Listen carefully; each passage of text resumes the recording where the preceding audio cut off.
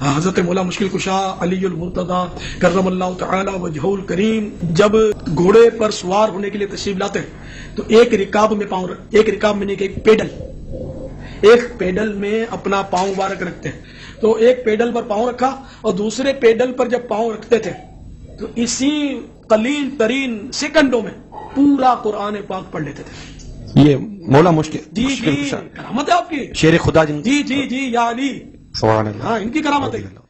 مولا علی علیہ السلام کے بارے میں کہا جاتا ہے کہ وہ گھوڑے کی ایک رکاب میں پاؤں رکھتے تو قرآن شروع کرتے، دوسری رکاب تک پاؤں لے کر جاتے، قرآن کی تلاوت مکمل کر لیتے ہوں گے. 3 دفعہ سورہ اخلاص پڑھتے ہوں گے. باقی تو یہ پاسبلٹی نہیں ہے اس طریقے سے، نہ نبی علیہ السلام نے اس چیز کی اجازت دی ہے، نہ آپ نے کوئی ایسا معجزہ کر کے دکھایا ہے. ایسی تو کوئی بات نہیں ہے. اس کے الٹ بخاری مسلم میں ملتا ہے کہ تم میں سے کسی کی استطاعت ہے کہ وہ ایک رات میں تہائی قرآن پڑھ دے. صحابہ نے کہا کہ کون اس کی استطاعت رکھے گا؟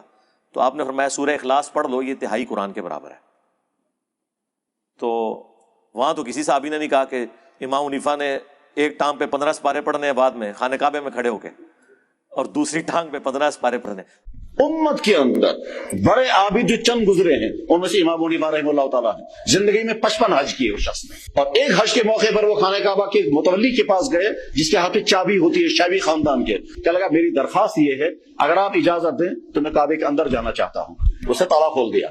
امام حنیفہ رحمہ اللہ تعالیٰ اندر چلے گئے، ایک ٹانگ اوپر اٹھا کر کے قرآن کریم کی تلاوت شروع کی.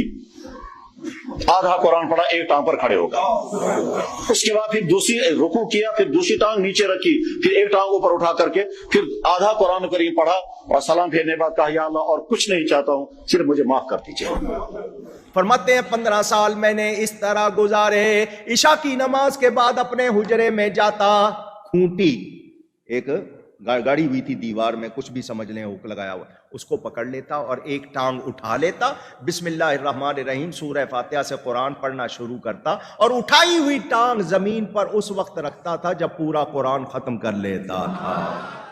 اچھا مجھے نہیں سمجھ آتی یہ ایک ٹانگ اور دوسری ٹانگ کا ذکر کیوں کرتے ہیں؟ مطلب کوئی ان کو کوئی کرتب باز، کوئی جگلر بنانے کی کوشش کرتے ہیں. نبی علیہ السلام نے کبھی ایک ٹانگ کے اوپر ایک نماز اور دوسری ٹانگ پہ دوسری نماز پڑھی ہے؟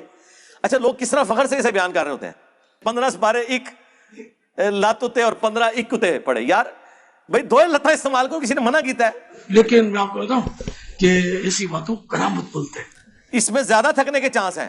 آپ ایک ٹانگ کے اوپر اگر 15 سپارے پڑھیں، بلکہ جو بیان کر رہے ہیں نا انہیں کہ آپ سے ہم سپارے نہیں ڈیمانڈ کرتے، یہ ایک سپارہ پڑھنے میں آدھا گھنٹہ لگتا ہے، تو 15 پارے آلموسٹ 7.5 گھنٹے بنے. 7 گھنٹے تو تے پہلے ایک لاتے کھلو کے 10 نہ منو یار نہ کر، خالی نہیں کھڑا ہوا جاتا. اور یہ کون سی سنت ہے؟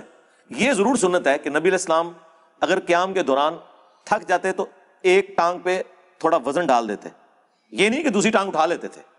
نماز کا ایک پروٹوکول ہے، آپ نے اللہ کے سامنے اس طریقے سے کھڑا ہونا ہے کہ اس کا پروٹوکول ہو. یہ کون سا تماشا کہ لات چکی ہے؟ کچھ حیا کر، ایک لات اٹھا کے ایک لات چک کے تو بندہ کھڑا بھی نہیں ہو سکتا. یقین کریں بندہ تھک جاتا ہے. یہ ہو سکتا ہے کہ دوسرے آدمی کو رسی یوں پکڑی ہوئی ہو، خالی ایک ٹانگ پہ کون کھڑا ہو سکتا ہے یار؟ لیکن میں آپ کو بتاؤں کہ ایسی باتوں کرامت بولتے ہیں. ہاں جس کی 4 ٹانگیں ہیں نا وہ کھڑا ہو سکتا ہے 3 ٹانگوں پہ، 2 ٹانگوں والا تو ایک ٹانگ پہ نہیں کھڑا ہو سکتا. سیدھی سی بات ہے یار. بخاری مسلم دونوں میں حدیث ہے، نبی علیہ السلام ایک دفعہ گھر میں داخل ہوئے تو آپ نے ایک رسی لٹکی ہوئی دیکھی. آپ نے فرمایا یہ رسی کس نے لٹکائی ہوئی ہے؟ تو بتایا گیا آپ کی بیٹی جو زینب ہے نا وہ عبادت کرتی ہیں اور اپنا جوڑا جو ہے نا اس سے باندھ لیتی ہیں نماز پڑھنے کے دوران، تاکہ جب نیند آئے اور جھٹکا لگے اور آنکھ کھل جائے. آپ نے فرمایا کھولو رسی. یہ کون سا طریقہ ہے؟ نماز اس وقت تک پڑھو جب تک کہ تمہاری طبیعت تمہارا ساتھ دے، نفلی نماز، اس کے بعد آرام کرو. اللہ کے نبی علیہ السلام نے تو وہ رسیاں بھی کھلوا دی ہیں. اپنی بیٹی کی رسی، یہ بخاری مسلم دونوں میں ہے، جو انہوں نے اپنا جوڑا باندھنے کے لیے لٹکائی ہوئی تھی کہ مجھے جھٹکا لگے تو میں پھر دوبارہ نماز شروع کر دوں. اس طرح کی زبردستی کی نمازیں تو اللہ کے نبی نے پسند نہیں کی ہیں. جو رسیاں کھلواتے ہیں، یہ ٹانگ ایک ٹانگ والے جو یہ مرغے اور مرغابیاں جب کھڑے ہوئے نمازیں پڑھ رہے ہوں گے، ان کے ساتھ وہ کیا کریں گے؟ کیا دین بنایا ہوا انہوں نے. تو وہ تہائی قرآن کے برابر ہے سورہ اخلاص.